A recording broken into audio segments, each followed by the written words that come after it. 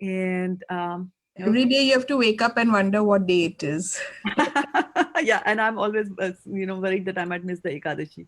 So I'm constantly looking at the calendar because I don't have that app on my, I don't have that app on my.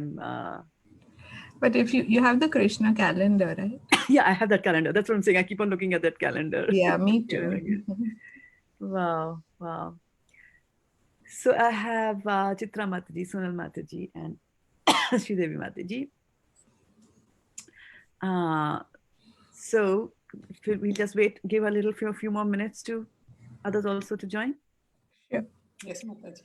So we have been this. So just to give you a little bit of a history, that we used to have this. Excuse me. We used to have this Bhakti Vrksa. Actually, the Seshwari Leela Mataji. She used to live in San Mateo. She used to run these Bhakti Vrksa, and then she moved to a very far off place so that she couldn't come all the way here to continue the Bhakti Vrksa. And since I was in the same location, San Mateo, so she said that if I could, join and, give the classes and all that. So that's how it started. So I kind of started in the middle, somewhere, not even the middle, the later middle of this. And then, you know what, today is the last chapter of this book. So we might just decide what to do. Maybe we'll go back and start reading it from the beginning, start covering it from the beginning so that we know we have covered everything in the book. Or if you all decide to move to some other book, we'll just see how we are. So welcome to the call, Khyati Mataji, and I'm sure Niral Prabhu is there with you as well. Yeah, he's coming. He's coming there. Hare Krishna. And then we have Suyash Prabhu there also with Hare us. Krishna, Suyash Prabhu. And Manasi Mataji there? She's around, but she's not well, so she won't be speaking. Oh, okay. Okay. Yeah, she can listen. Yeah. just yeah. Hey, Hare Krishna. I like this location where you are, huh? You're up in the northern northern hemisphere. Okay.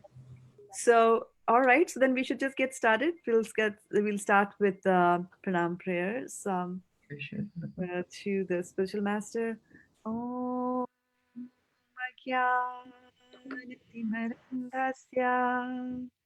Jnananjana Shalakaya Chakshurunmilitam Yena Tasmai Shri Guruve Namaha. Okay, welcome once again. So, Khyati Mataji, how are we doing on the handout? Yeah, I'm just posting it in posting it there. Okay, perfect. And if you can post it also on the Facebook page, that'll be awesome. I should, okay. Oh no, not on the Facebook page. Yeah, I will put it on the WhatsApp group, but somehow this link is not coming. So let me just share the Google Drive link. Okay. I don't know why it's not going as a hyperlink. Because of the quotation marks that I have put on the either side.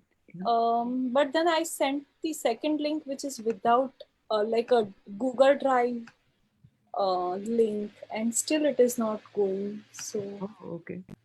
Well, one second, let me do something. Just give them the raw. Yeah, give them the raw. I just did. Fine. That's good. Let me put it in the WhatsApp group if that is better. मेरा phone बंद है. Yeah, I think probably it will open from the WhatsApp group. So everyone here is on WhatsApp group, right? Okay. So if everybody can confirm that. Yeah, we got it. You got it and you can open it. Yeah, somehow in the chat box, it's not going as a link. So you probably have to copy it and paste it. But if you can use the WhatsApp link, it would be. Okay. If you copy and paste, then it is going as a link. Okay. Yeah.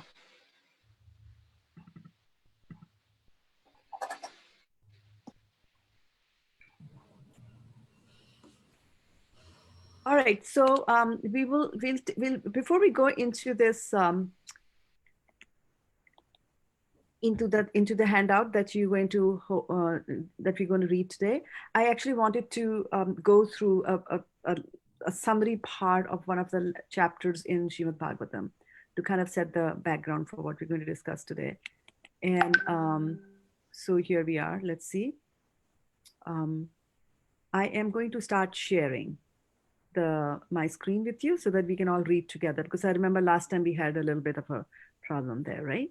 Yeah. And So which yeah. chapter, Mataji, so I can search on database and put it on WhatsApp as well as on Facebook. Yeah. So how about I just put it on the chat window here, the link? Yeah. You'll be able to grab it from there? Okay. Yes. Yes. Good.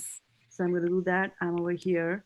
And actually, even before that, I'm just thinking that I did that blunder last time also, that we didn't read the chapter of Bhagavad Gita. That is where we should start, right? And we are doing 7 these days, because I follow my own trend. But what if we can do Now I 8? think 8, Mataji. 8, right? Yeah. So it should be 8. So I'll send you the link to 8 as well so that you can post it there. And I'll post it in a Zoom chat so you can. So we'll first do the Bhagavad Gita, and then we'll do the other. And then if you'll just give me a second here to go, I need to post some of the links to other places as well. Yeah, So Mataji, I can do that in the Facebook and in the WhatsApp group. yeah. No, I have some other groups where I, go and put these links. So yeah, some of you are on that other WhatsApp group as well. So you'll be getting a link to my Facebook broadcasting that I'm doing, because some of the devotees, can't come at this time, but they rather watch on Facebook. So I usually send them the link as soon as we go live. So, all right. So here we go.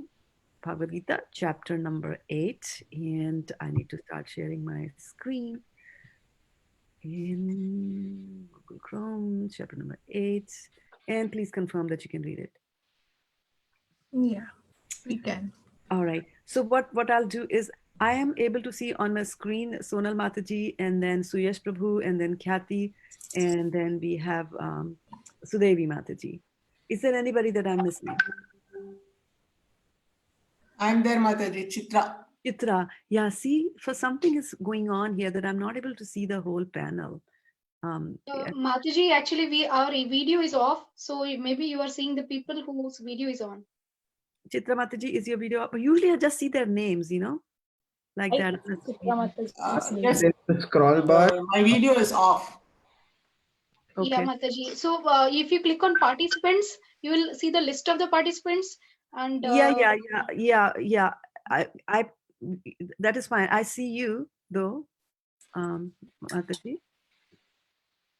Yeah, Chitra. So Devi Mataji, I see you on my panel, but I don't see Chitra Mataji on the panel. So anyway, if so that's the order in which we'll go then, right? The ones that I see, and then in the end we'll have Chitra Mataji come and join. So we'll each read 2 translations from chapter 8 of Bhagavad Gita. So Sonal Mataji, if you'll do us the honor of starting. Okay. Chapter 8, Attaining the Supreme. Text 1. Arjuna inquired, O my Lord, O Supreme Person, what is Brahman? What is the Self? What are fruitive activities? What is this material manifestation? And what are the demigods? Please explain this to me. Who is the Lord of sacrifice, and how does he live in the body, O Madhusudana? And how can those engaged in devotional service know you at the time of death?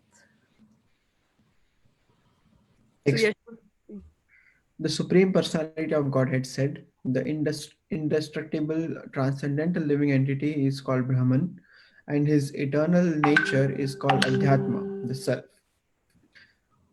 Action pertaining to the development of the material bodies of the living entities is called karma or fruitive activities. Text 4. O best of the embodied beings, the physical nature, which is constantly changing, is called Adhibhuta, the material manifestation. The universal form of the Lord, which includes all the demigods, like those of the sun and moon, is called Adideva.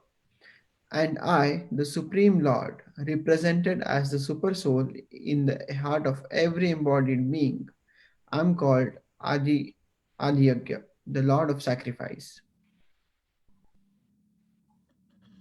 Kathy, Nida. And whatever at the end, and whoever at the end of life quits his body, remembering me alone at once, attains my nature. Of this there is no doubt. Whatever state of being one remembers when he quits his body, O son of Kunti, that state he will attain without fail. Therefore, Arjuna, You should always think of me in the form of Krishna, and at the same time carry out your prescribed duty of fighting. With your activities dedicated to me and your mind and intelligence fixed on me, you will attain me without doubt. He who meditates on me as the Supreme Personality of Godhead, his mind constantly engaged in remembering me, undeviated from the path. He, O Partha, is sure to reach me. So, Devi? Text 9. One should meditate upon the Supreme Person as the one who knows everything, as he who is the oldest, who is the controller, who is smaller than the smallest, who is the maintainer of everything, who is beyond all material conception, who is inconceivable, and who is always a person. He is luminous like the sun, and he is transcendental beyond this material nature. Text 10. One who at the time of death fixes his life air between the eyebrows and by the strength of yoga with an undeviating mind engages himself in remembering the Supreme Lord in full devotion will certainly attain to the Supreme Personality of Godhead. Chitra Mataji? Text 11. Persons who are learned in the Vedas, who utter Omkara, and who are great sages in the what is this? Renounced. Renounced, enter into Brahman. Desiring such perfection, one practices celibacy. I shall now briefly explain to you this process by which one may attain salvation. Text 12. The yogic situation is that of detachment from all sensual engagements, closing all the doors of the senses and fixing the mind on the heart and the life air at the top of the head. One establishes himself in yoga. After being situated in this yoga practice and vibrating the sacred syllable Om, the supreme combination of letters, if one thinks of the Supreme Personality of Godhead and quits his body, he will certainly reach the spiritual planets.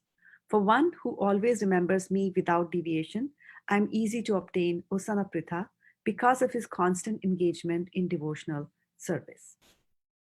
After attaining me, the great souls who are yogis in devotion never return to this temporary world, which is full of miseries because they have attained the highest perfection.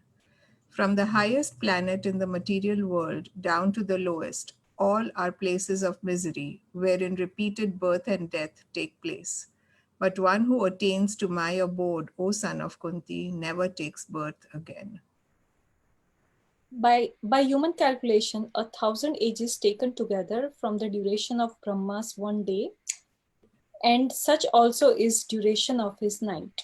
At the beginning of Brahma's day, all living entities become manifest from the unmanifest state, and thereafter, when the night falls, they are merged into the unmanifest again.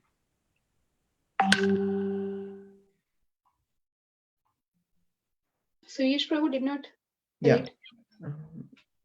My Prabhu's turn. Again and again, when Brahma's day arrives, all living creatures come into being, and with the arrival of Brahma's night, they are helplessly annihilated. Yet, there is another unmanifest nature, which is eternal and is transcendental to this manifested and unmanifested matter. It is supreme and is never annihilated. When all in this world is annihilated, that part remains as it is. Text 21. That which the Vedantists describe as unmanifest and infallible, that which is known as the supreme destination, that place from which, having attained it, one never returns, that is my supreme abode. Text 22. The Supreme Personality of Godhead, who is greater than all, is attainable by unalloyed devotion. Although he is present in his abode, he is all pervading and everything is situated within him.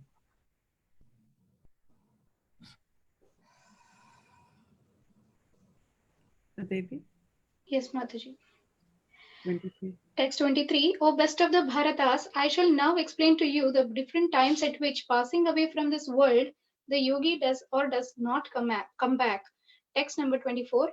Those who know the Supreme Brahman attain that Supreme by passing away from the world during the influence of the fiery god in the light at an auspicious moment of the day, during the fortnight of the waxing moon, or during the 6 months when the sun travels in the north. Chitramati. Text 25. The mystic who passes away from this world during the smoke, the night, the fortnight of the waning moon, or the 6 months when the sun passes to the south, reaches the moon planet, but again comes back.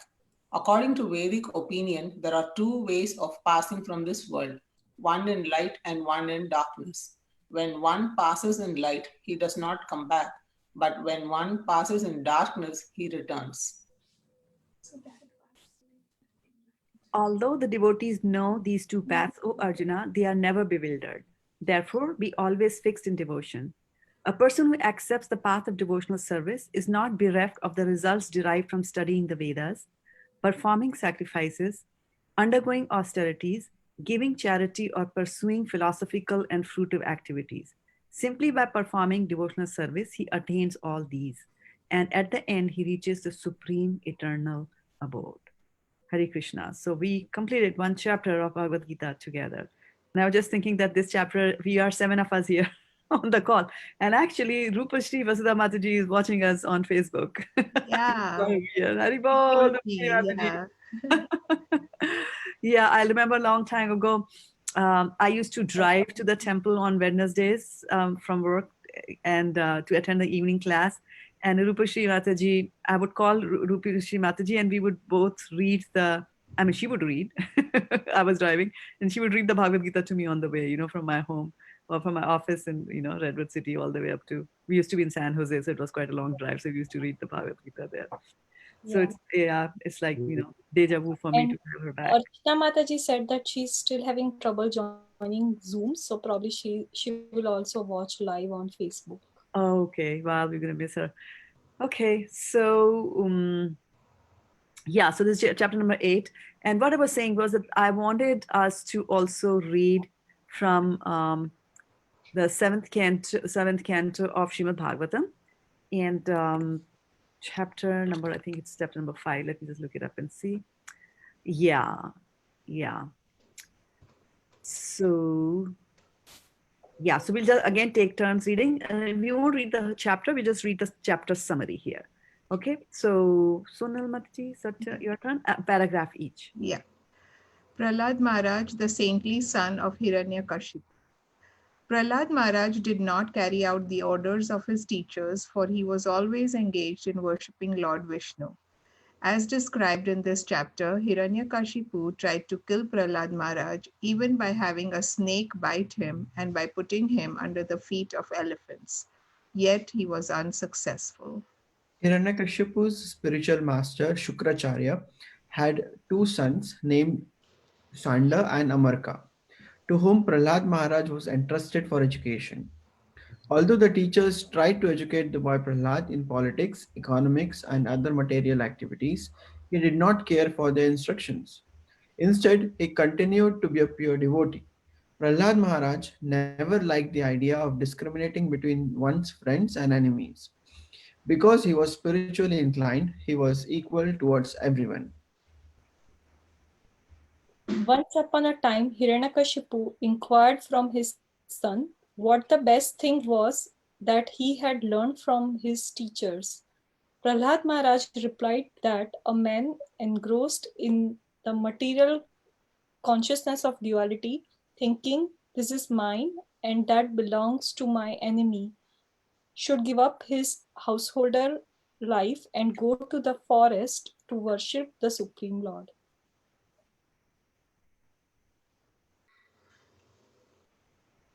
When Hiranyakashipu Who's next?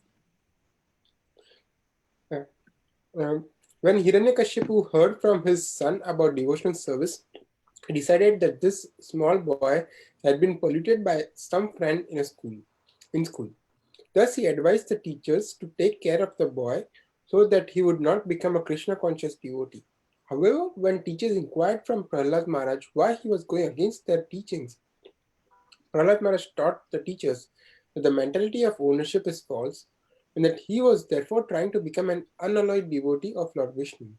My teachers being very angry at this, the teachers being very angry at this answer, chastised and threatened the boy with many fearful conditions, then taught him to the best of their ability, and then brought him before his father. Hiranyakashipu affectionately took his son Prahlad on his lap and then inquired from him what the best thing was that he had learned from his teachers. As usual, Prahlad Maharaj began praising the 9 processes of devotional service, such as Shravanam and Kirtanam. Thus, the king of the demons Hiranyakashipu, being extremely angry, chastised the teachers Shanda and Amarka for having wrongly trained Prahlad Maharaj. The so-called teachers informed the king that Prahlad Maharaj was automatically a devotee and did not learn to their instructions. When they proved themselves innocent, Hiranyakashipu inquired from Prahlad where he had learned Vishnu Bhakti. Prahlad Maharaj replied that those who are attached to family life do not develop Krishna consciousness, either personally or collectively. Instead, they suffer repeated birth and death in this material world and continue simply chewing the chewed. Prahlad explained that the duty of every man is to take shelter of a pure devotee and thus become eligible to understand Krishna consciousness.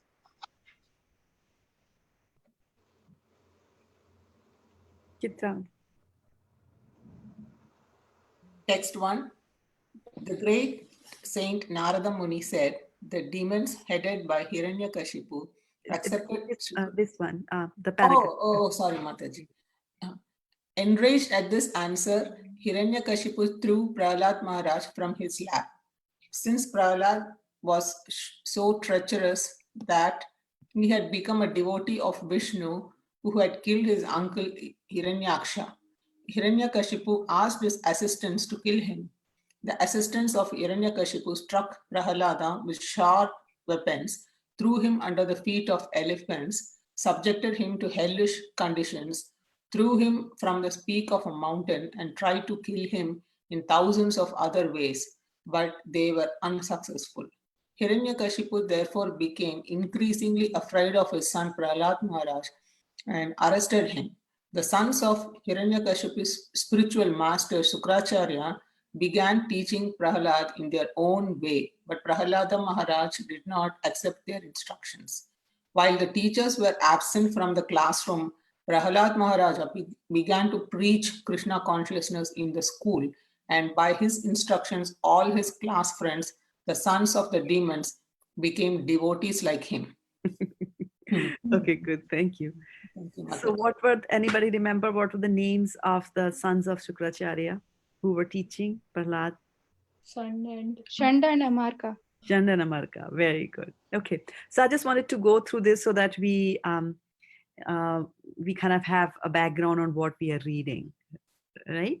So what are we reading? Now you have those PDFs with the PDF document with you, right?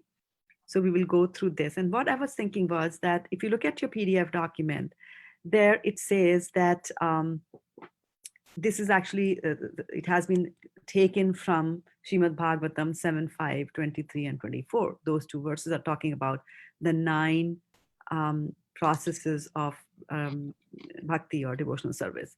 So I was thinking that, this has the verse there and the translation, but I always like having the synonyms as well. So for the beginning part, what we will do is that instead of following the document, we'll continue here, right, in the same chapter. And I'll share the screen again, and then we just continue our reading there. So this is it's a compound verse there, 2 verses together, 23 and 24. So this is, the questioning process is happening. His father is asking that, what have you read the best? And he's not talking about the politics he learned or diplomacy he learned or anything like that, or martial arts or whatever his teachers are trying to teach him. He keeps on, taking the conversation back to that Vishnu is the best. So you can imagine that how frustrating that is, right? When your kids don't listen to you, it is frustrating. But if you're a demon and your kid becomes a devotee, it's like the height of frustration that is there. So anyway, so we'll go into text number 23, 24. And whose turn is it to read? Is it Chitra? Oh. Yours. It's yours. Oh, okay. So I'll do one verse. Shri Paharadu Vacha, Shravanam Kirtanam Vishnu Smaranam Padasevanam Archanam Vandanam Dasyam Sakyam Atma Nivedanam. So Mataji, want to try? You do it, Shraddha Mataji. Okay. Iti Pumsar Pita Vishnu Bhaksische Navalakshana Kriyeta Bhagvat Yadha Tanmanye Dhitam Uttamam. Okay, so you give us the synonyms. Sri Prahlad Uvacha, Prahlad Maharaj said, Shravanam, hearing, Kirtanam, chanting, Vishnu, of Lord Vishnu, not anyone else, Smaranam, remembering, Padasevanam, serving the feet, Archanam, offering worship, with Sodasopachara, the 16 kinds of paraphernalia, Vandanam, offering prayers, Dashyam, becoming the servant, Sakhyam, becoming the best friend, Atma Nivedanam, surrendering everything, whatever one has, Iti, thus, Pumsa Arpita, offered by the devotee, Vishnu, unto Lord Vishnu, not to anyone else, Bhakti, devotional service, Chet, if, Nava Lakshana, possessing 9 different processes, Kriyeta, one should perform, Bhagavati, unto the Supreme Personality of Godhead, Adha, directly or completely, Tat, that, Manye, I consider, Adhitam, learning, Uttamam, topmost. Okay, and translation? Who will give us the translation? Prahlad Maharaj said, hearing and chanting about the transcendental holy name, form, qualities, paraphernalia, and pastimes of Lord Vishnu, remembering them, serving the lotus feet of the Lord, offering the Lord respectful worship with 16 types of paraphernalia, offering prayers to the Lord, becoming his servant, considering the Lord one's best friend, and surrendering everything unto him. In other words, serving him with the body, mind, and words. These 9 processes are accepted as pure devotional service. One who has dedicated his life to the service of Krishna through these 9 methods should be understood to be the most learned person, for he has acquired complete knowledge. Complete knowledge. Okay. So now let's go back to our PDF document and see what, what are they telling us there. And we'll continue to read from there, their comments there. So Mataji, I'll start with the purport, right? Yes, yes. When Prahlad Maharaj was asked by his father to say something from whatever he had learned, he considered that what he had learned from his spiritual master was the best of all teaching, whereas what he had learned about the diplomacy from his material teachers, Shanda and Amarka, was useless. Bhakti Pareshanau Bhavo Viraktir Anyatra Cha. Bhagavatam 11th canto, 2nd chapter, 42nd verse. This is the synonym of pure devotional service. A pure devotee is interested only in devotional service, not in material affairs. To execute devotional service, one should always engage in hearing and chanting about Krishna or Lord Vishnu. The process of temple worship is called archana. How to perform archana will be explained herein.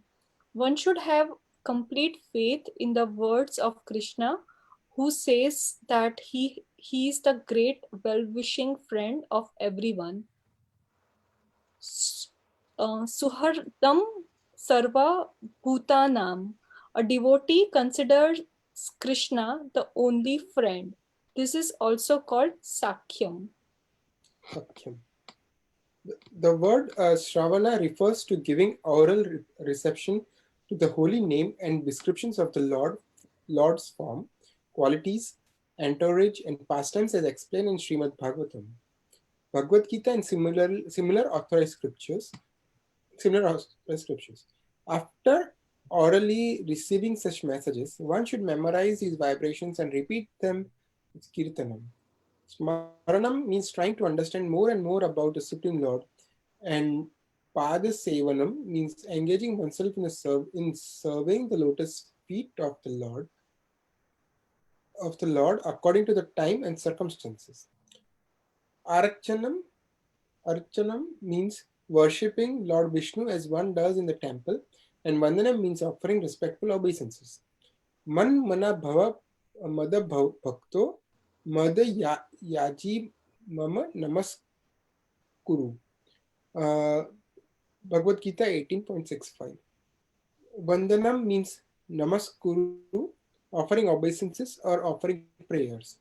Thinking oneself to be Nitya Krishna Dasa, everlastingly a servant of Krishna, is called Dasyam, and the Sakyam means being a well-wisher of Krishna. Krishna wants everyone to surrender unto him because everyone is constitutionally his servant.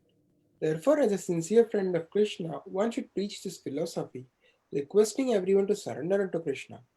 Atma Nivedam means offering Krishna everything, including one's body, mind, intelligence, and whatever one may possess. So who wants to do Atma Nivedanam? Yes, Mataji. Good. I saw one hand. Okay, go ahead.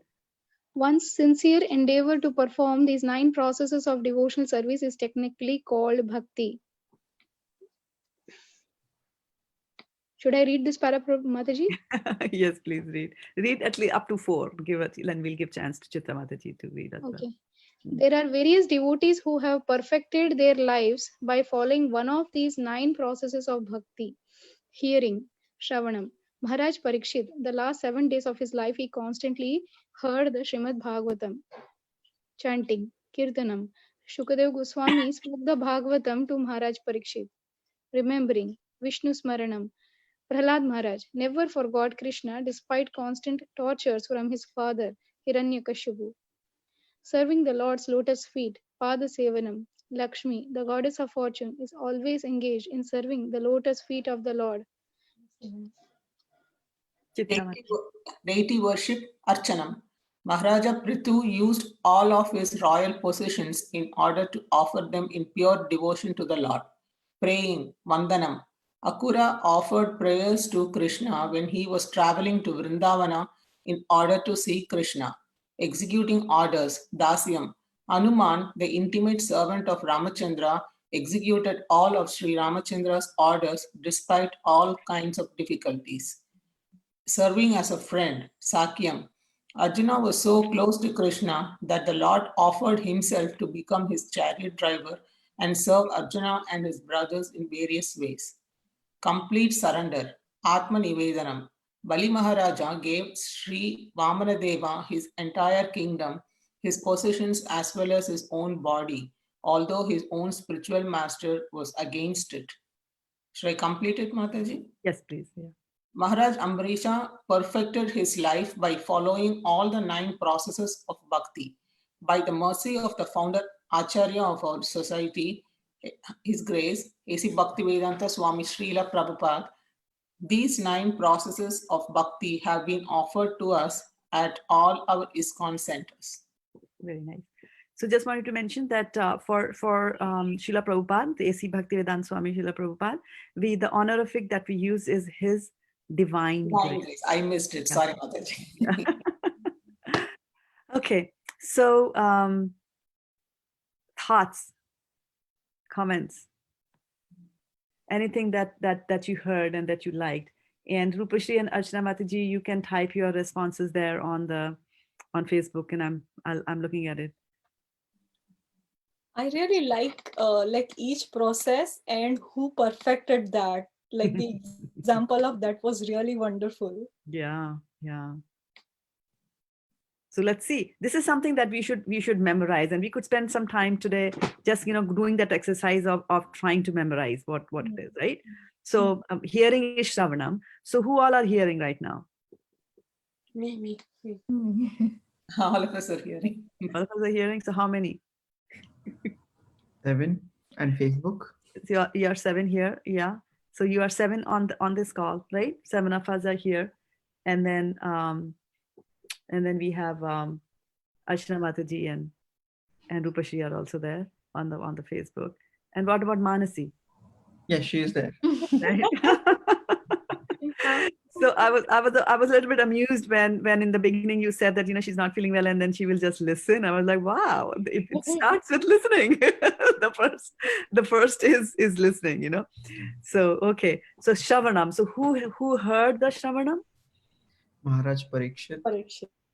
Maharaj Parikshit for 7 days and 7 nights, and he did not eat any food.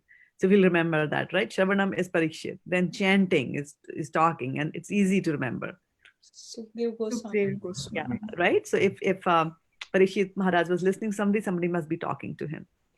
So like that. Okay, so chanting we know is Sukhdev Goswami. Then remembering to think about the Lord all the time.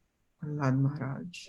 Prahlad Maharaj is doing that. And why he has to do this remembering is thinking is that because he's in that kind of a time, place, circumstances that, chanting might not be allowed. He might not be allowed because his father is a demon, right?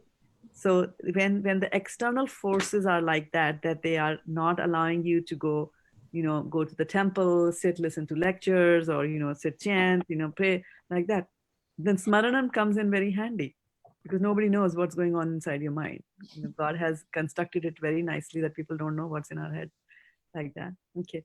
Then Pada Sevanam, again, Pada Sevanam, who perfected that? Lakshmi, goddess of fortune. God of fortune, Lakshmi, right? And we always know from those pictures that we see that she's sitting on the lotus feet of Vishnu, and she's doing Pada Sevanam. Okay. And then deity worship. Maharaj Prithu. Maharaj Prithu, and Maharaj Prithu is actually he's a Saktavesh avatar. He's an empowered incarnation of Krishna, which basically means that he's a soul like us, but he has been given, because of his devotional service record in the past, he has been given some additional power of attorney by which he will have some wonderful powers to do certain things, right? So Prithu Maharaj is known for perfecting the art of deity worship. And when we do the deity worship, there's a lot. I mean, you see in our temple how much is involved there, right? Now in deity worship in the temple, the Krishna lives like a king. So the king has to be woken up at a certain time. You cannot be lazy on that. He has to be given food at particular times, and the food items have to be so many in numbers and things like that. And so for deity worship, and while you were reading, there was a term, and let me just go back there to bring that up, and that was that they were talking about there are 16 items, right? There are 16 items which are used for paraphernalia for doing the deity worship, right? The Shraddha dasam, that term was used there. Yeah. So deity worship is, and we do it in a very opulent way also. Like we dress the deities, we cook ghee in ahimsa ghee and things like that, variety and all that kind of stuff. Deity worship. So it requires a lot of, not anybody and everybody can do opulent deity worship.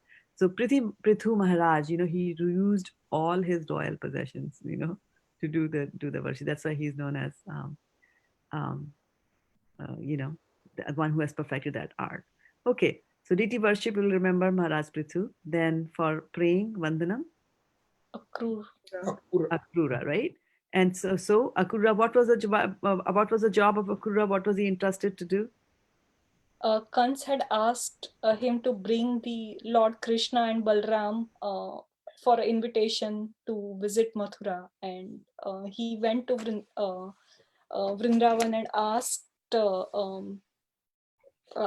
Nand Maharaj and Yashoda Maharani to give them so that he can take them to. You can take them there because Mathura, the king has ordered, right? King has ordered, then they are supposed to go. They're supposed to go there. If the king says, then you have to go, right? And so, but what was his mood when he was going? He was praying all the time. He was praying all the time, right? And actually, Vaisheshika Prabhu tells us that when we go to the Dham, when we go to Vrindavan, he says that we should recite that particular chapter from the 10th canto. I think it's 40, 41 or 42. I'm forgetting the number, but that's the one it is. That we should get into the mood of Akrura. And one of the very nice, he was also begging for forgiveness in the beginning. And why does he beg for forgiveness? because he's bringing Lord Krishna from the shelter of Vrindavan and bringing him to the Mathura.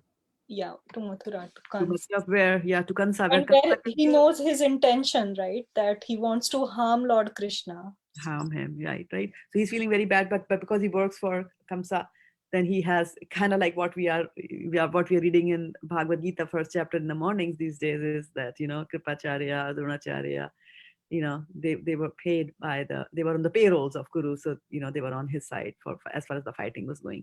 So so Akrura was offering these prayers, and I really like his prayers, because, and also the power of prayers and the power of positive thinking comes across in his prayers, because we see that as he's going there, he says that, okay, I will go there and I will fall down at their lotus feet, and then they will, hold me from here, they'll raise me, and they'll put their hands on my head, like that. So he's praying and he's visualizing, he's doing some, sort of smaranam also, like that. And then when he reaches that, actually Krishna actually does that exactly the same, whatever he was thinking. So positive thoughts, really come and affect you over there. All right, so praying is vandanam, and archanam is DT, right? Archanam, because, and you can remember that if for those trying to read the Sanskrit, learn the Sanskrit, is that archa vigraha, right? DT is also called as archa vigraha. So when you're serving the DT, it'll be archanam, and then vandanam, all right? And then executing the order. Somebody gives you orders, right? So when a parent starts to give us order, or somebody, elder sibling starts to give us orders, what do we turn around and tell them? Am I your servant or what? Right? So a servant does that. A servant will carry out the orders. And who comes to your mind when it comes to servant? Lord Hanuman. Hanuman, okay. And then the next one is serving as a friend, Sakyam, right? So Sakyam, Arjun. right? Arjun is good there, right? And then the last one is complete surrender, which is Atmanivedanam, right? When you give completely to the Lord, everything. And who did that? Bali Maharaj. Bali Maharaj did that. And because of that, he is now known as a Mahajan, complete surrender. And he did that despite his spiritual master telling him not to do that. And which was okay, although you're not supposed to disobey your spiritual master. But in this case, because the spiritual master was telling him to go against Vishnu, it was appropriate for Bali Maharaj to abandon his and reject his spiritual master, and then, and surrender to Krishna. So complete surrender is Atma Nivedanam. And so let's just stop sharing this document, and I hope that you're not looking at some other documents, and let's try to see what the 9 processes of devotional service are. So it starts with Shravanam. And who was good at that? Parikshit Maharaj was very good at that, right? Because he listens to that. Now, somebody else also listened to their spiritual master, and they were not even born. Yes. It is Abhimanyu. Abhimanyu's son. Abhimanyu's. He was Parikshit Maharaj in the womb. What did Parikshit Maharaj hear in the womb? The whole no, Abhimanyu he heard from Subhadra and Krishna. Krishna was telling to Arjuna about the Chakravyu, and Abhimanyu in the womb of Subhadra had heard all that. Abhimanyu is someone else. I thought Prahlad Maharaj heard in the womb, right? Yes, yeah, but that is accurate answer. Prahlad Maharaj listened while he was in the womb of his mother, and who did he listen from? Narad Muni. From Narad Muni, right? So he did that, and then Abhimanyu also heard, and he heard while he was in the womb of his mom Subhadra, and it was actually Arjuna who was explaining how to form the phalanx, the military phalanx, the Chakravyu, and then halfway through Subhadra goes to sleep. And so Arjun stops telling. And that's why during the war, when he actually goes to fight, he knows how to get inside, but he doesn't know how to get out of it because he didn't hear that in the womb. So, yeah. Okay. So Shravanam. Okay. Then? Kirtanam. So who does Kirtanam? Shukadev Goswami. Shravanam? Narad Muni also always. Always chanting. Okay. Yeah. Very good. Who also closer home? More closer in time. Who? Who was the one who Srila went all over Prabhupada. Prabhupada. Srila Prabhupada, of course. Yeah, of course. And Chaitanya. yeah, right. Rebel Yeah. warrior. Yes, and we have to remember that kirtanam is not just, as kirtan in the sense that you're sitting and you're chanting, you have kartals in your hand, there's harmonium, you're playing, and everybody's singing. Of course, that is kirtan. But kirtan is basically you're chanting the glories and of the Lord. So you can chant the glories of Krishna. Prabhupada chanted the glories of the Lord by writing all those books. In addition to singing, of course, he was from Bengal, so he was a wonderful singer.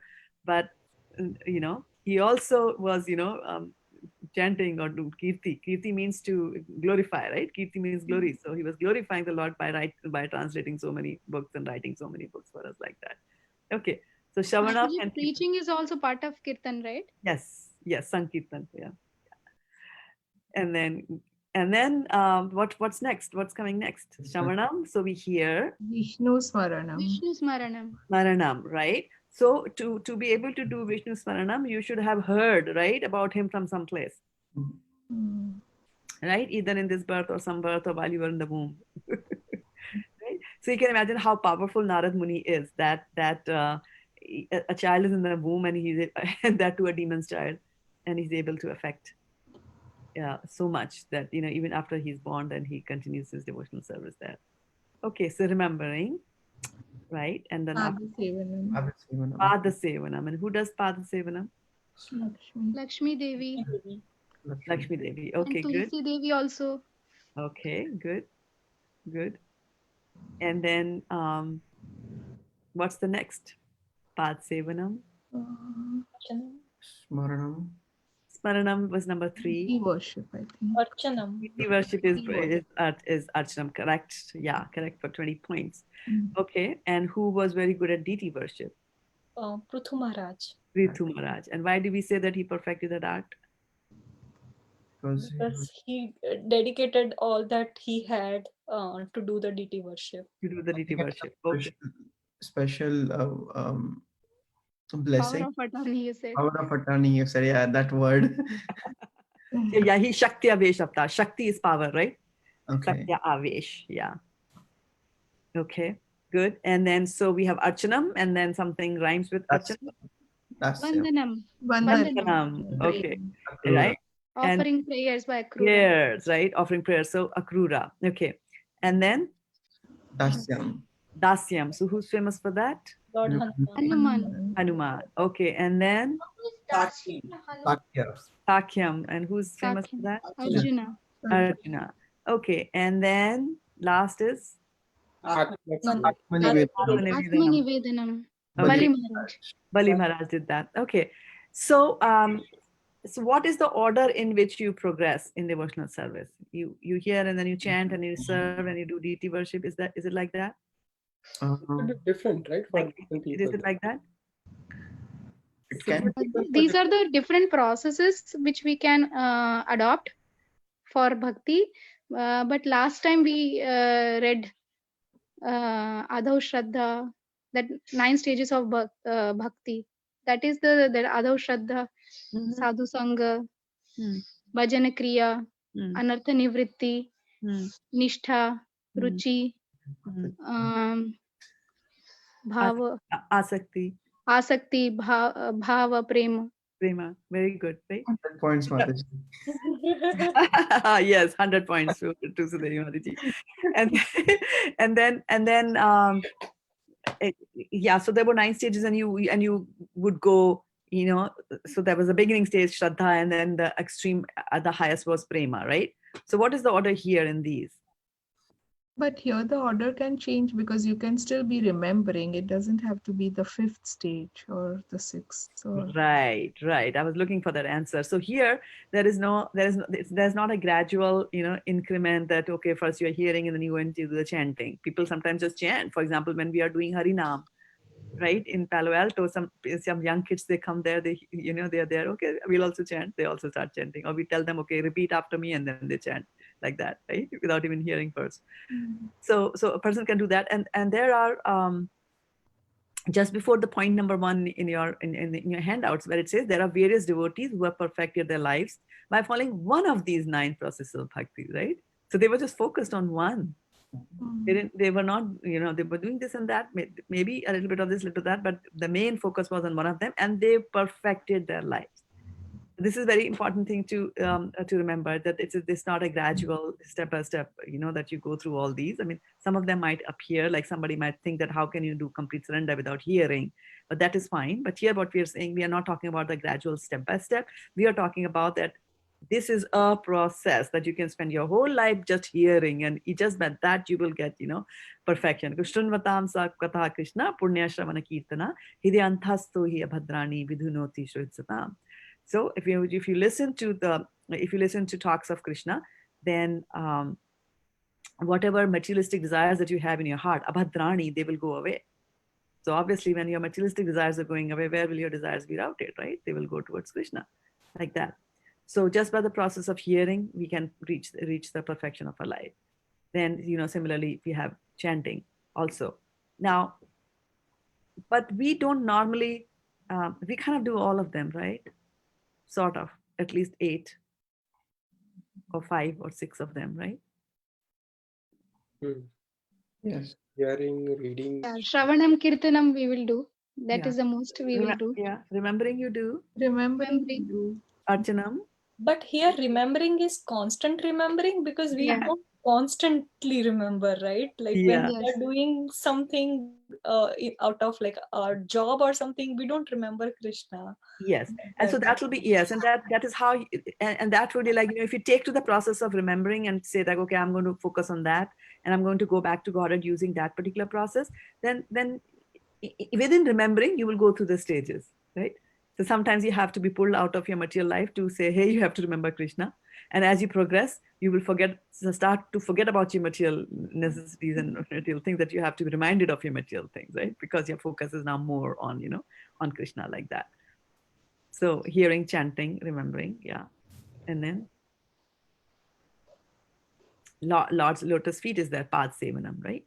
So you see who's doing Pad Sevanam, who perfected the life doing Pad Sevanam? Lakshmi, right?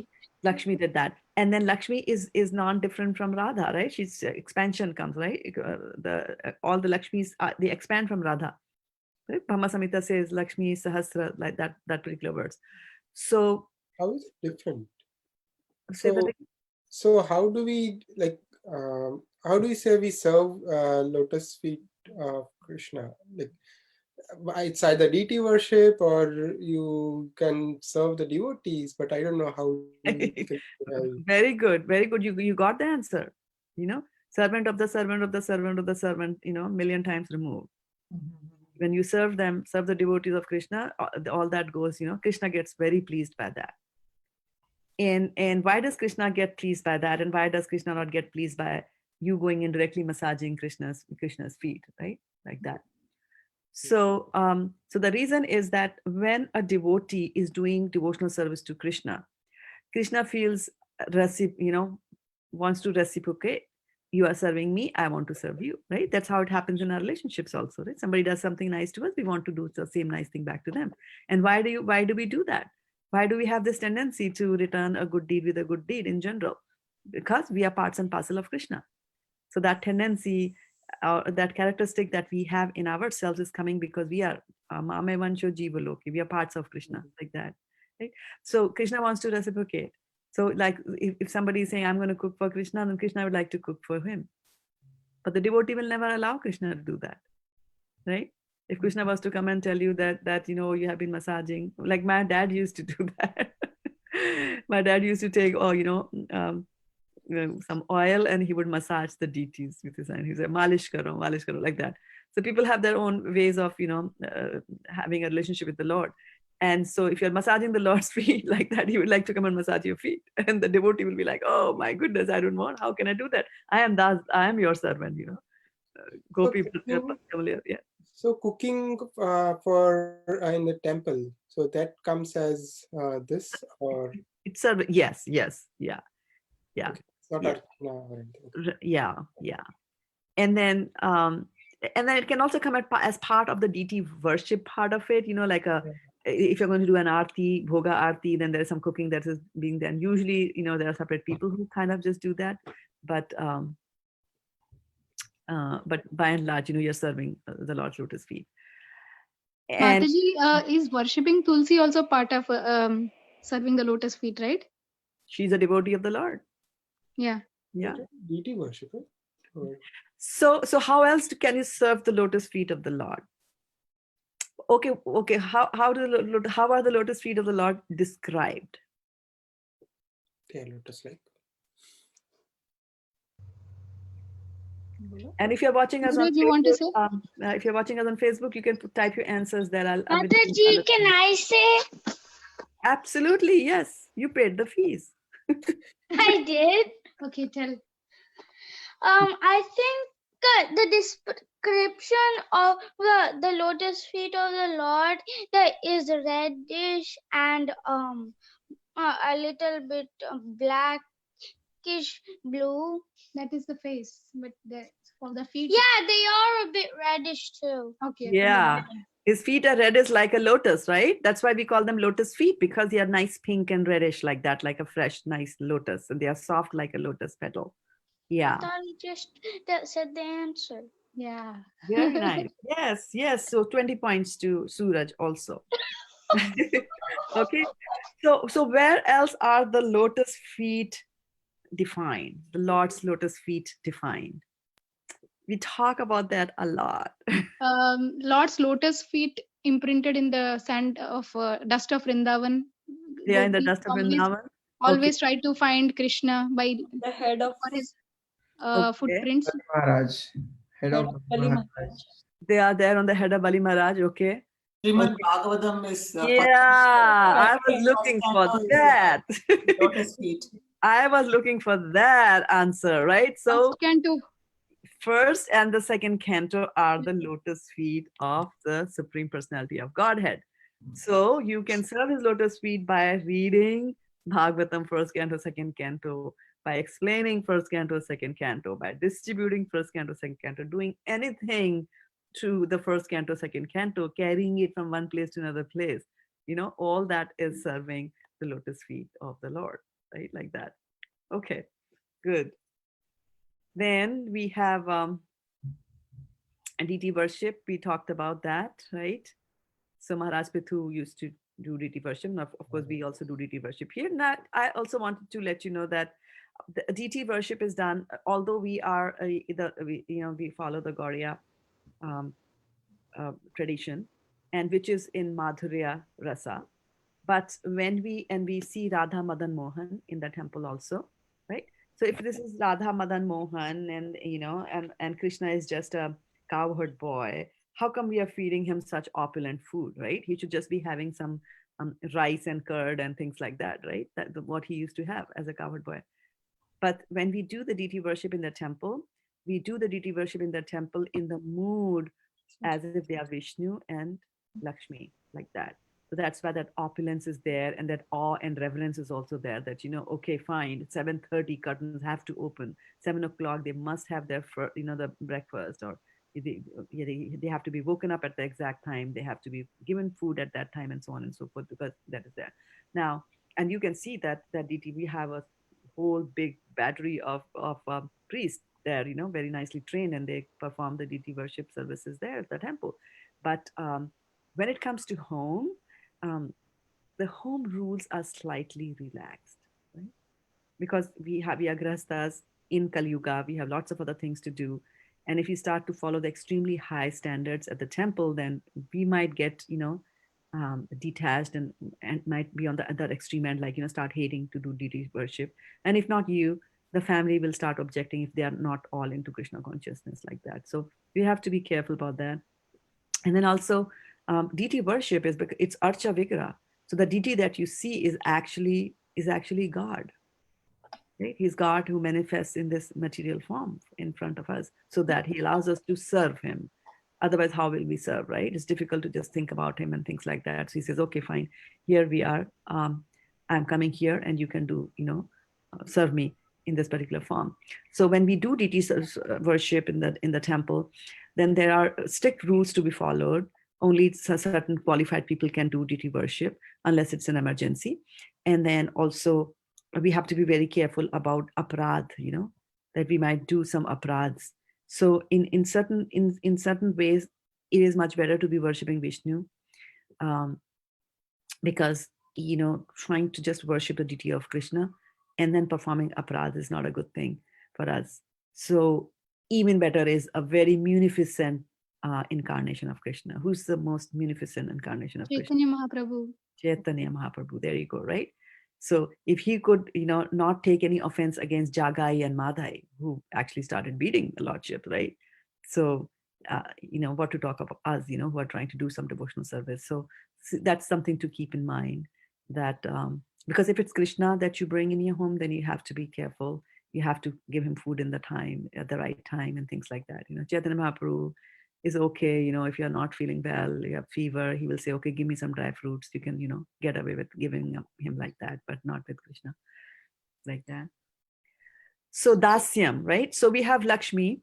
So we were saying that Lakshmi was doing path sevanam, so she was serving, right? And then if there was an order or a hierarchy within these 9 processes, then you would see that Hanuman is higher than Lakshmi, right? Because Hanuman is in the dasya and Lakshmi is doing path sevanam, right? So clearly Hanuman cannot be more than higher than Lakshmi. Lakshmi is none other than Radha, and Radha is and Sita are the same. So how can Hanuman be at a higher level than Sita, right? So that also is clearly telling, these examples also clearly telling you that there is no hierarchy over here. You can perform, you can pick up any of these or few of these, and you can do your devotional service like that. So then there is, you're serving him as a friend, Sakhyam. So you might think that this word appears familiar, Sakhyam. Did you hear it somewhere before? Dasyam and Sakhyam, these 2 words, did you hear in some other context? Raman and Sakha Das. He's a Das. Bhagavad Gita itself. Yeah, Sakha means like cowherd boys. We used to say they are these Sakhas. That means friends. Or Sakhi, the Sakhis, Ashta Sakhis of Radharani. So they are the friends of Radharani. Yeah. So I'm looking at that. Are there any the exact words? Have you heard these exact words? Dasyam, Sakhyam, Atmanivedanam. Yeah, Particularly Dasyam and Sakhyam. You heard it. Dasya, Dasya, Sakhya. Where you're saying, Mataji? Where heard? In which context have you heard? Yes, Bhagavad Gita. In which context? What were they defining? Arjuna and Krishna. Arjuna and Krishna. Yes, Arjuna and Krishna. And also in the beginning of Bhagavad Gita, he talks about the mellows. He talks about the rasas, right? 5 mellows, starting with Shanta, then Dasya, Sakhya, Vatsalya, and Madhurya, right? So what is this Sakhyam and what is that Sakhya, right? What is the difference here? Okay. So the difference is the context in which you are using those words.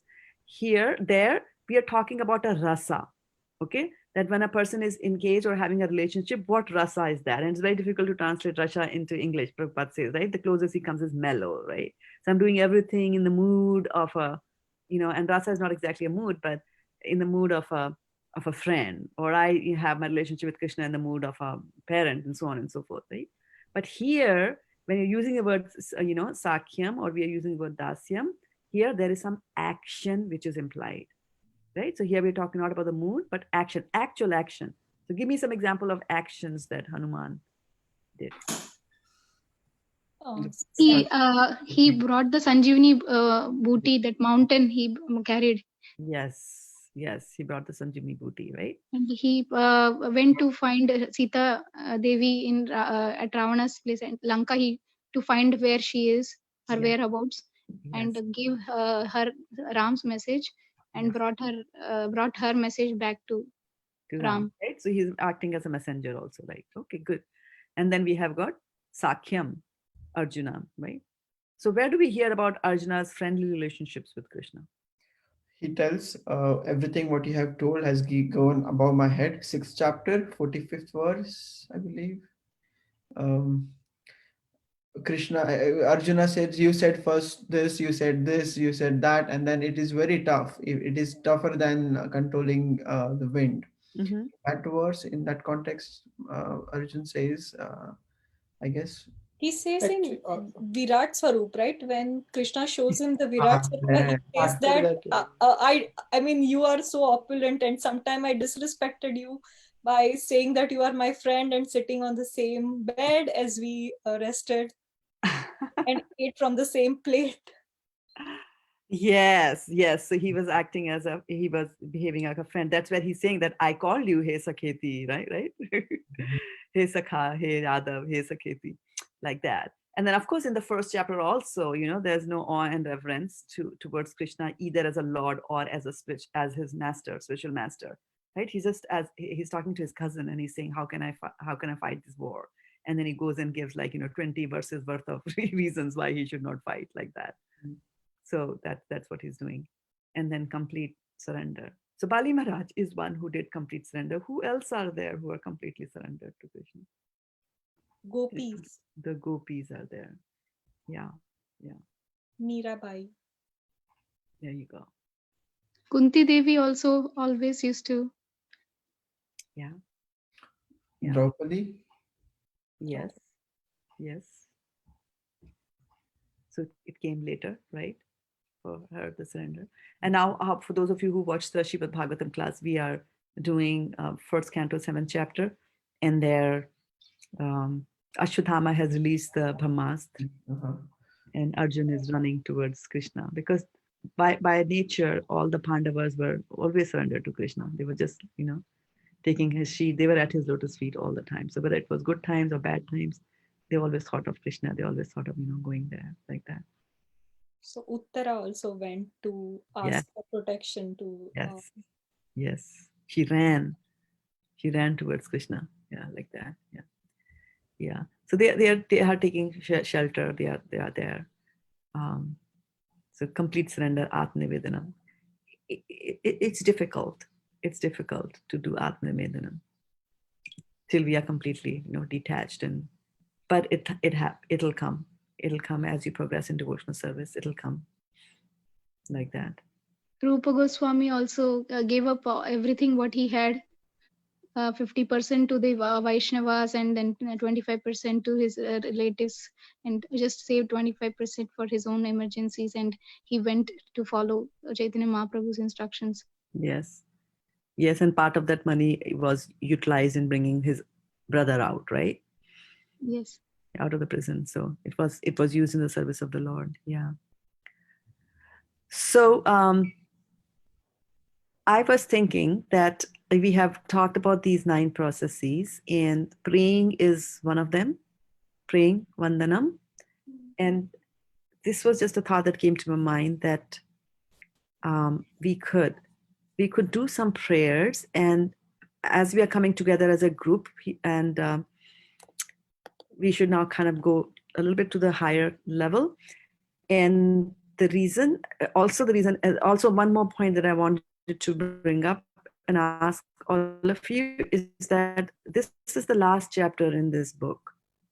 So I kind of stepped in the middle of the book about a year or so ago, right?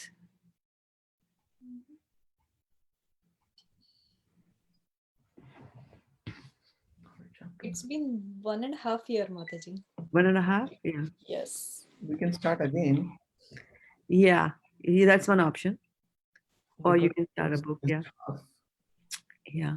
You don't have to answer me now. We can discuss this on a WhatsApp group and come to a conclusion over there. Mataji, what are the options available?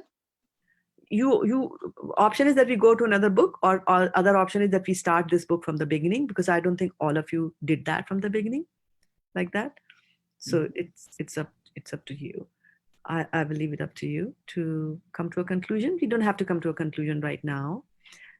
Just to give you an idea of what is there in the rest of the book, because you don't have the book with you, right?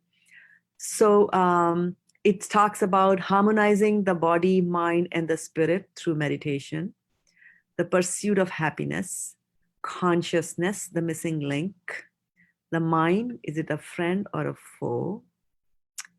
Then moods and modes of material nature, the law of karma and infallible justice, then karma, free will and destiny, spiritual evolution, understanding the real problems of life. What are the real problems of life? One more time.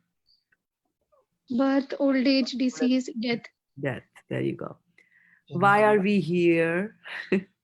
What is time? What's the yoga ladder? Different religions, one God. I think from there we started. Did we start from there? Khyati, did I start from there? Yeah, yeah. Different religions, one God. Yeah. So we have 12 chapters. It's around 12th or 13th chapter. Yeah. Different religions, one God is chapter 13. Yeah. So then we had faith and reason. I remember Hare Krishna mantra. Yeah. Does the divine have a form? All that. Yeah. So we done that. So you don't have to respond to that right now. You can always, do that later as well. So I have got a set of a 1-page document that I wanted to give to all of you. So just bear with me here where I bring up San Mateo, Bhakti Vrksa, and let me set the document there. And for those of you who are watching us online, if you're part of a WhatsApp group, then you'll be getting the prayer document with you. And actually, Bhakti, yes, please put it on Facebook, because this is, I would like this prayer to be, as many people to look at that. And we have Preeti, Radhika, Anshika, Mayank Prabhu. Mayank Prabhu is watching us online. Mayank, come on Zoom. We want to see you. Then And Suman Mataji, happy birthday. Yeah, happy birthday to Suman if she's with you. Then we have Divyangi Mataji watching us from New York, and we have Bidyanti Meager. I hope I pronounced the name correctly. And then we had Dilip Bhai Prabhu and Rohini Mataji also there. And a few more. Archana, of course, is there. Yeah. There you go. Okay. So, if you have any comments or questions for those on the Facebook, please feel free to put that on the Facebook. And I was in the process of sending off a document to all of you, right? So let me just get going on that. Prabhu has a question. Yeah, one question. Actually, say about Smaranam and Archana, right? So actually, sometimes I don't know which form of Lord to focus on. Like, because we do go to many deities, like, okay, you go to the temple, you worship the deities at home. Then you see so many pictures of Krishna all around the house or different places. So each form has its own different aura and meaning. And so I feel sometimes, okay, should I just focus on one form, or how do we, that itself switches my focus in meditation at Yes, times. and that is a problem. I mean, coming from India, we have there's a good point and there's a bad point also for that. The good point is that we come to spiritualism very easily because of the cultural momentum, right? Everybody is doing it almost. At least when I was growing up, everybody was doing it like that. So it comes very naturally to you. It's not that your parents are atheist and now you have got this question and query about God, so you don't have support from home and things like that. On the bad part is that, I was, till I read Prabhupada's book, I did not know the difference between Bhagwan and Devta. For me, Ganesha was God come as a form of Ganesh. And Shiva was God come in the form of Shiva, and everybody was equal. That is what my concept was, till I came to understand that demigods are nothing but jiva souls like you and I, who have done devotional service and have been awarded, that high position to manage this material world. That's what demigods do, the devtas do, right? And then there is Bhagwan, there's Krishna, the Supreme Personality of Godhead. So there is that hazy thing in the head. And then, of course, most of us are there coming from, like I'm from UP. So we have this and bond very close to Vrindavan. So I have this thing about Krishna. Krishna is everything, and we worship Krishna. I never heard of Chaitanya Mahaprabhu, in that way. Didn't have a deity of Chaitanya Mahaprabhu in my home like that. So our slate is kind of like pretty murky. In contrast, if you come here and see when Prabhupada was teaching to the Americans, they didn't know anything because they came from an atheistic background, some of them. So, I mean, like the parents didn't tell them that, a God is like this, a God is like that. So when Prabhupada came and said, Chaitanya Mahaprabhu, they took very easily to Chaitanya Mahaprabhu. They didn't have to do anything like that. So then the question is that what is your Ishta Devta, which is the form that you like? That is something that will get revealed to you at a later stage. So yeah, at a later stage. But at least for now, we know that we are following Prabhupada, so we will focus on Bhagwan. Right? Now, Bhagwan can also come in various forms. He comes as avatar, right? There's so many avatars, and in fact, he takes birth even in the animal species, each of the animal species. So it's not that he just comes as a kurma or as a horse, or tortoise kurma, half lion, like that. But you will find him even in the ants, like that. Now we don't know what he does in what pastimes he does. We have no idea about that species. We don't understand what ants are doing, right? And one of them is Krishna and all, they're all dancing around. We have no idea what's going on there. But in Srimad Bhagavatam, it mentions that he Bhavyata eva satvena, in divinity and divine service, in the purport, it says that he comes in all the species of life, right? Because the question there was that when he comes in the species of like if he comes as a horse, then he comes as a horse for the pleasure of human beings and to have the effect on human beings, or does he also have an effect on the other horses? Like that. I mean, we can make some educated guess from the Brahma Vimohan Leela that when Krishna expands himself and becomes the calves, right, which Brahma had hidden, then the mothers actually, when they saw the calves, they actually loved them even more. So the animals also get affected by that, right? Chaitanya Mahaprabhu had his effect on the animals, right? They all started chanting when he was in the Jharkhand forest. So we start. The good thing is that you start on God, and of course Prabhupada has told us many times, literally shouting from all the purpose to us, that don't make the Brahma Jyoti your goal in life, right? Because you will get bored.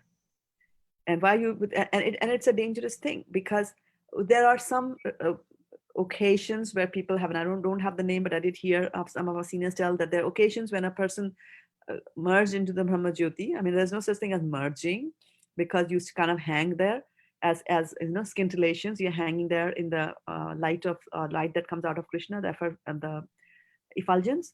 And then what happens is that the soul by nature is very active, and the soul needs activity, and the soul also wants enjoyment, which he gets from devotional service, but there's no devotional service. So if you were used to living in the material world, right, and then now you came into this spiritual, Brahma Jyoti is spiritual, but you don't have a form, but you want enjoyment. So how do you get the enjoyment? The only enjoyment that you know is in the material world. So you come down to the material world. So that's what Prabhupada says, that you go there, you come down. This is the reason they come down. They're looking for enjoyment. Because why we are looking for enjoyment? We are parcels of Krishna. Krishna likes to enjoy, so we also like to enjoy, like that. So he says just don't go there. But there have been instances, like you read in the Chaitanya Charitamrita, you read this thing very nicely, that Murari Gupta, I mean, everybody is chanting Hare Krishna, Krishna Krishna, Hare Hare. Murari Gupta says, I like Ram. And it's okay. If you like Ram, then it's okay. We read the Ramayana, don't we? So you will have your Ishtadevta, Hanuman.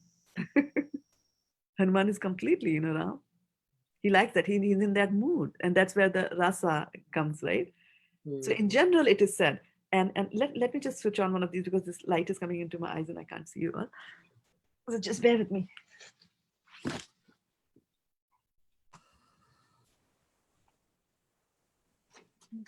Good question. But you were asking like within Krishna. I was among within Krishna forms. Yeah, within Krishna forms also. So we have Laddu Gopal, then we have Radha Madan Mohan. Then one cowherd, one Govardhan Parvat, and then we have that's the one I get. Yes. And then people come and give you gifts, right? Some more deities come into your home, right? But over a period of time, you will know. Sometimes the home that you are born in usually also determines, that the soul will be born there to continue the devotional service that they were doing in their previous birth. But that's not necessarily the case. It could be, you could be completely different from what your parents were doing, but it'll get revealed. Over a period of time. But mind changes with mood, sometimes. And that's fine. We are beginning, we are beginning our devotional service, so that's fine. It happens like that. Little tangent question though. Can I ask now? Yes, absolutely. I think I'm done. So in Rameshwaram, we have installation of Lord Mahadev's temple by Lord Ram. So how does this happen? Like if Lord Shiva is a Devata, then why would Bhagavan come to install a Devata's temple? Yes, why do they do that? Okay, who is Shivji? Is Shiva Tattva, Shivaji, No. Like, what is his relationship? What is Shiva's relationship? His with- Param devotee. Vaishnava, Dasya. He's a devotee of Lord Krishna. He's a devotee of Lord Krishna. Yeah. So Krishna likes to glorify his devotees, right? So Uh-huh. there are various reasons why they do that. So one is this, right? The second also is that why does Krishna come here? He says whenever there is a decline in religiosity and ascent of irreligiosity, I come here. Dharm sansthapanarthaye, to reestablish the religion, right? So he through his behavior is telling people that, you know, in this age, this is the norm, right? There are some people who will go to Devta, who will go to Shivji, and they like the demigod worship. And for them, he's establishing it and saying, okay, do that. There's still, at least you're serving a devotee. What's going to happen if you serve Shivji? What's going to happen when Shivji is very pleased? He will show you the way to Krishna because he's a devotee of Krishna, right? He'll give you the best that he has. Not only that, the gopis used to worship Katyayani, Parvati, for getting a good husband. That's what every lady used to do at that time. So according to the time, place, and circumstance, Krishna will respect that, right? He also took a spiritual master. I mean, Krishna is Jagat Guru. Why does he need a spiritual master, right? So he's just doing that so that he should not come up as off. And he says that in when he's telling to Arjuna that what great men do, the common people follow, right? And he's great, like he's the king, he's great, Ramchandraji. So he will follow the norms. Just to start, for example, who was that guy?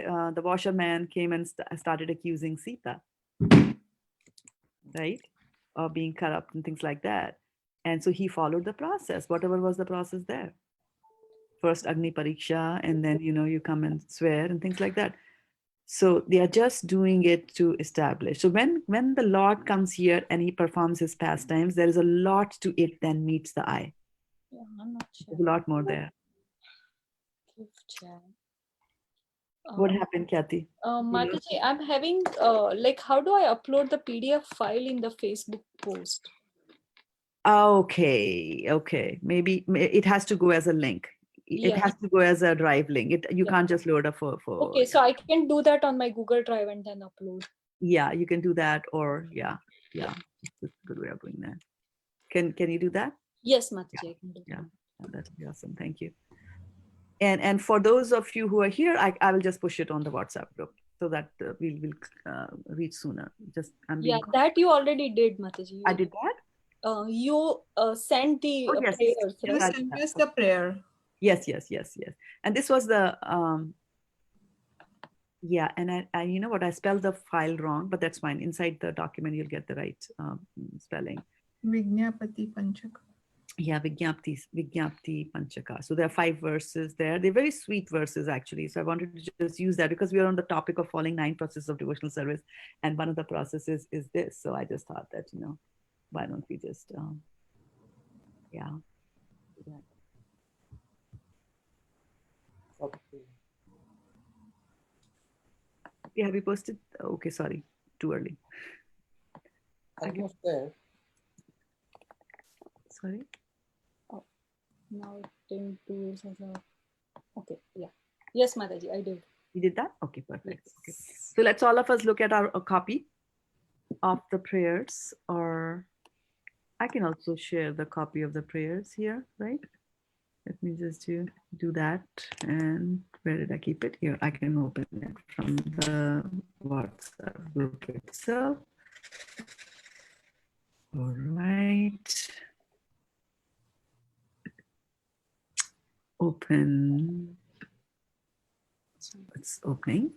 And I'm going to start sharing. And let me know when you're able to see my copy, or if you want to share your copy. Yeah, it's easy sometimes that if I'm sharing my copy, because then everybody's on the same page, so to speak. Right? And so these are verses that we used to recite a long time ago in our ISV, but we kind of stopped, and then we revived it this morning. And then when I came across these beautiful prayers, I said, "Oh wow, our Bhakti Vrksa group can also do that, right?" So let's see. So there are 5 verses there. Matsamo nasti papatma na paradhi chakaschana parihare pilajjame Kim Bhruve Purushottama Yuvatinam Yatha Yuni Yunam Cha Yuvatau Yatha Manobhi Ramate Tadvan Manome Ramatam Tvai. Somebody wants to translate? O Purushottama, no sinner or offender is as bad as I am. How can I describe my shame? Just as the minds of young ladies take pleasure in a young man, and the minds of young men take pleasure in a young woman, kindly let my mind take pleasure in you alone. Okay, then verse number 3. Bhumau Skhalita Padanam Bhumire Vavalambanam Tvai Jata Aparadhanam Tvameva Sharanam Prabhu. One more. Just as the ground is the only support for those whose feet have slipped, you alone are the only shelter for those who have offended you.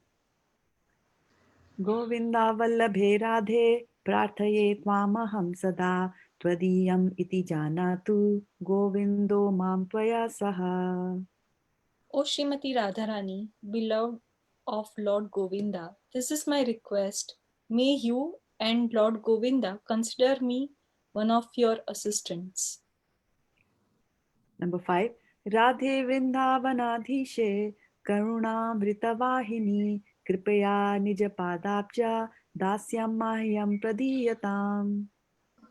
O Srimati Radharani, O Queen of Vrindavana, you are a river flowing with the nectar of mercy. Please be kind to me and give me a little service at your lotus feet.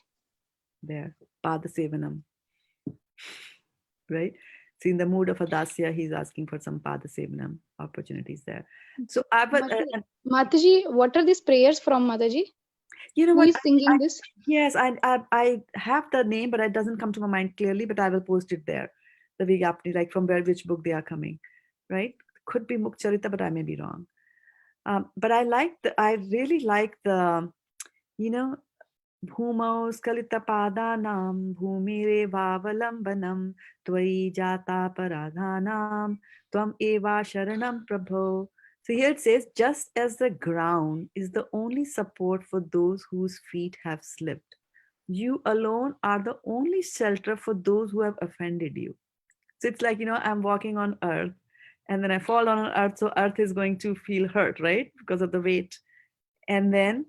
But then when I fall down on earth, I'm standing on earth, and if I fall down, where else do I have to go? Where will I fall if I'm standing on earth? I fall on earth only.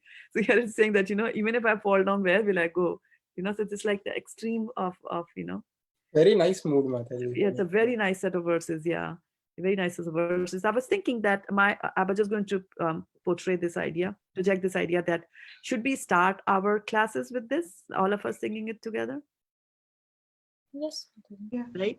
And we won't make any attempt to memorize these and guarantee they will come. Mm. So we won't set any targets, any deadlines or anything. We will just recite them together. Okay. So it's a little over 6:30 now. Any more reflections, any questions? Thank you. Mataji, you were saying some prayers, right? So there are many prayers in Srimad Bhagavatam of devotees. We can pick up those and also discuss for Bhakti Vrksa. Okay. Yeah. Keep sharing your ideas on that group, and then we can come to a consensus. Right? You can do that. Okay. And then what was I was going to say something and just slipped my mind. It'll come back. Yeah. About this. Oh, I was talking about. I will write it on WhatsApp. Yeah, I just forget what I was going to tell you all something. Yeah. I was going to ask Khyati Mataji, what is for prasadam? We have been coming to your Bhakti Vrksa for so many days. Virtual prasadam. Dhoklas, Mataji, please come. First time I made dhoklas how my mom made, and it came out good. Wow. Good job, Kathy. Good job. Thank you. So first time in my 14 or 15 years of cooking, my mom said first time you made Gujarati item that came out well. I was just saying, now you qualify to be a Gujarati. Kathy, you never made dhokla for 15 years. How could you? No. Exactly. She had her mom making it for them, so that's the reason. And then when I tried, it was really complete failure. So my mom disqualified me. You cannot make it. Okay. So please come, Mataji. Social distances. You'll have to show us the dhokla from there, and we'll eat it. Yeah. We'll bring it to the I camp. wish the technology will bring that too, right? Yeah. We can honor prasadam from anywhere. Yeah. If not the prasadam, at least the smell. Yes. Like if we have an order channel. We Order find the- it later. Yeah, after now we taking- can have like eyes and ears, right? So next is Yes. smell and taste. Shravanam. You'll be doing Shravanam of prasadam. Hearing about it. Thank you so much, Shraddha Mataji. It was very interesting today's class. Well, you all make it interesting by your discussions. I No. look forward to these classes where I don't have to speak all the time. So You guide so nicely. so we are meeting tomorrow morning at 6:30. Yes. Who all are meeting? Who all are coming? Okay, I good. will I'll pray. You'll pray. I'll pray that I come. I hope to come, Mataji. Very good, very good. And can we see Manasi? So Manasi, why are you hiding? Did you like the prayers? Yes, Mataji, that's all right. Yeah, good. Okay. So so maybe if we don't have anything more, then we will call it a day with the Vaishnav pranams. वाञ्छाकल्पतरुभ्यश्च कृपासिन्धुभ्यः च पतितानां पावनेभ्यो वैष्णवेभ्यो नमो नमः अनन्तकोटि Go वैष्णववृन्दे जय Premanande, Hari Hari. Hari Bol. Thank you so much, everyone. Thank you. We'll Thank meet you, again. Mataji. Thank you. Be safe. Take care. Stay in Krishna consciousness. You too. Krishna, take care. Hari Bol. Thank you, Sonal. Haribol. Thank Hari you, Dev Bol. Mataji. Yeah, Thank Hari you. Bol. And thank you Hari for those Bol. of you on the Facebook. We'll see you again. Hari Krishna.